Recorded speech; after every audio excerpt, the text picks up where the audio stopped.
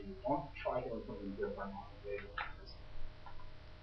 Be sure to define every term you use. So if you're using the word biomagnification or unification, they want to know what that means. Because, I mean, they know what it means, but they want to know that you know what it means. So, you know, you can kind of give a little description as to get this word.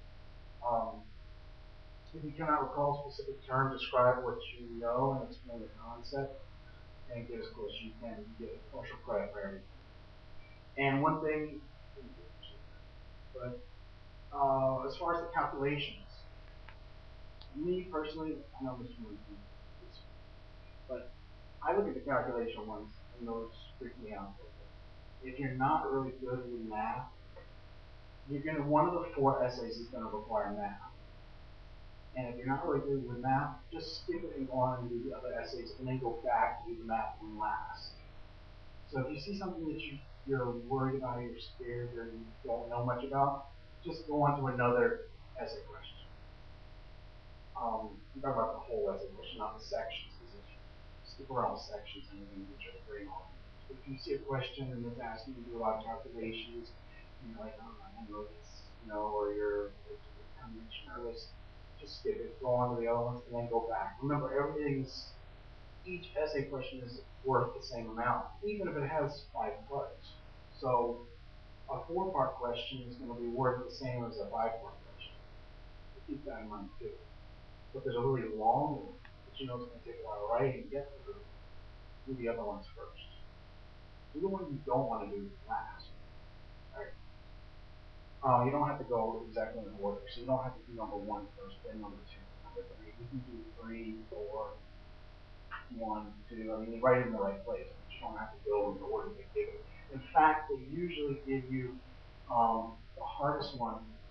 They give you the math one usually first or second, because they want you to spend all your time doing it, doing calculations, and then they usually have the easy one last, and that you already know, and so people run out of time. And that's one of the things they're trying to do, they're trying to get you to learn. They're not trying to help, they're trying to test you. Think of it as, I mean, unfortunately, it's not the nicest thing, but think of it as they're trying to challenge you, and they're trying to take away from you as much as possible, and you're trying to do your best to keep those points. Instead of, I think that you have all the points you need to keep those points. You're having a mental fight for the first reading. So you want to make sure that you win that fight, so you want to make sure that you get the correct answer in there. And you know that they're going to throw in some tricks to try to trip you up. So a lot of times you get the hardest questions first. So it's up to you. Same with multiple choice. You don't know something like I said that pretty fast thing, just skip it more and then don't be repetitive, but develop your ideas completely. Most students fail to finish their thoughts, and they don't absorb thoughts points with the math. Actually, this is important to know. You only get 1 point for the correct answer. You get the majority of points for setting it up. So even if you can do it in your head, write it out, because you get almost all your points from setting it up. They realize you don't have to calculate it, so you need to write the setup. And even if you can't calculate it out, go to the next part and write that setup, and then go to the next part and write that setup, and then go back and do the calculations and do the long division and multiplication, all of that. But you get more points for the setup than you do the answer. The answer is only like 1 point. Say for these 10 points, it's only 1 point. The ones that you say. And you actually lose points, even if you have the question right. If they say in the essay is set, to show your work or whatever, and they usually do.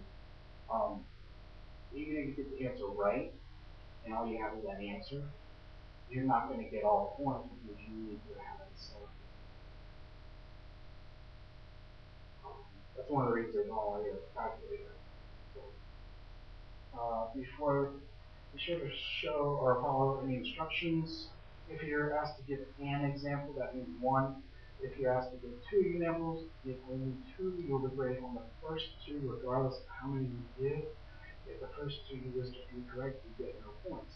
What most people do, and almost everybody did in class, they would, they would write one thing, and then they would write the second thing, and then they would write a third thing, and they expect me or the reader to choose the best. Give them three examples, and then they'll choose the best of the three. That's not how it works. They just choose the first two. So if you wrote something down and you don't like it, and you like the third one you put in there, draw a line to the first example. So that way they know to look at the second one and third rather than the first one. They're not going to look for your best answer. They're going to look for the first element or one or two. Does that make sense? Remember, they don't want to give you the hints. So they want to trip you up. Be sure to give complete answers, including examples of the two that you described. So don't list unless they say list. Describe. Attempt to answer all questions. You will not receive penalty for an answer unless it contradicts a previous one. That's not often. You can only receive points for correct answers, so try. Don't take anything away from you on either assumption. That eighth one will get something over. Alright. If you have no idea exactly what the question is asking, try to address the concept being asked. For example, when the examiner asks for specifics about a particular law, if you don't know all the specifics, explain the law is and how it's applied. Frequently, you pick up points from your explanation. So the same with definitions. If you don't remember the definition, or if you don't remember what the word is, but you remember the definition, write out the definition. You'll get 4 points.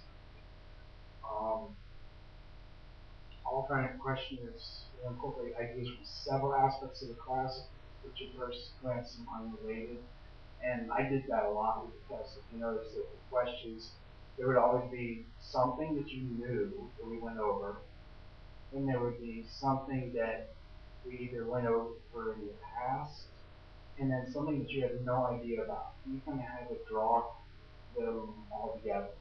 So that's how the questions are set up. They're set up so they are asking something you already know, then something that seems totally unrelated. It's in a different section of your book or whatever. It's totally unrelated. And then something that you don't know. Because they want you to draw conclusions. They want you to come up with an answer to all the problems. And that actually opens up a lot of good opportunities because you can have something totally random, but as long as you back it up, then you get the points for it. So it doesn't have to be right all the time. If they ask for, something, how would you do this, or what way would you design an experiment, it's up to you to write down, what you personally think is right. It doesn't have to be the right answer, but if you can defend it and say yes it, you'll get your points. So, and that's usually C and D. If you have to draw a graph, remember to spread it out into graphs.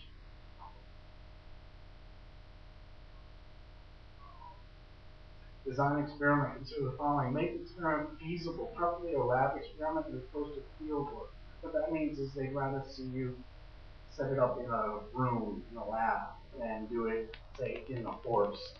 So if they want you to set up an experiment to test how many moths are eaten by people, say that try to set it up in a confined space where all the variables stay the same, because if you say that you're doing it in a lab, then there's no external factors like blood or too much sunlight or pollution or something like that. If you say you're going to do it outside in a forest or something, then you have to state, I'm going to make sure that all the air quality is the same, the rain is the same, the soil is the same. You have to go through each of those variables. Alright, give a hypothesis, null is fine. I didn't really push null very much, but that means you're basically saying that there is no relationship and they don't one increase within the other, so they don't go along. Don't really do that. Just try to only test one variable. So if you're talking about plants growing better in sunlight versus not sunlight, you want to make sure the air is the same, the soil is the same, the water is the same, the plant is the same. You have the same number of plants inside as you do outside. 100 plants inside versus outside. Be sure to define the test group and the control group. Mention variables that will be standard, constant, low, soil, water, light. Explain how you conduct the experiment, what materials you need.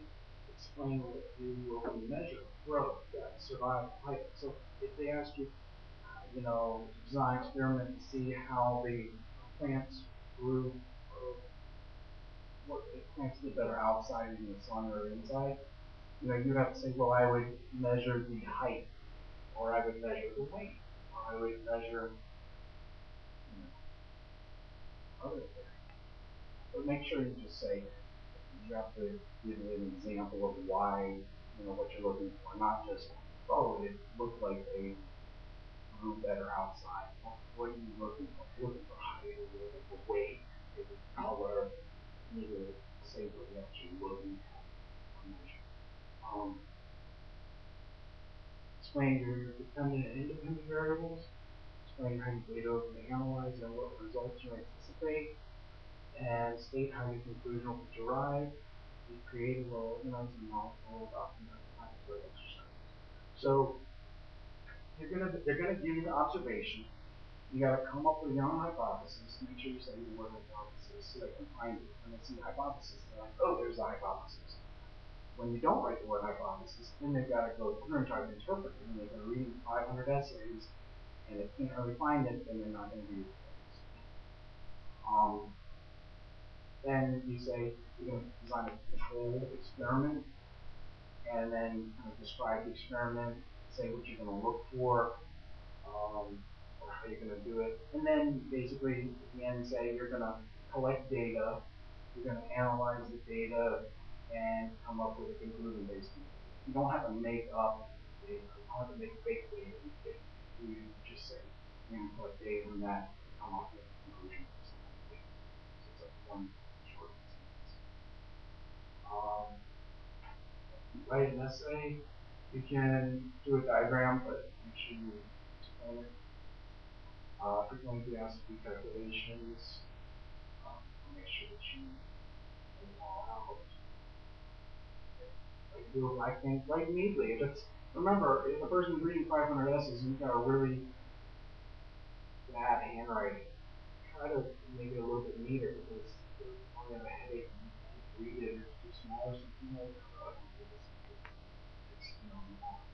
And the way they grade them actually is they have two different people grade that one essay, and if the two people are off more than 1 point, say one reader gives you a 5 and the other reader gives you a 6 on that particular essay, then they'll give you like the average of the two.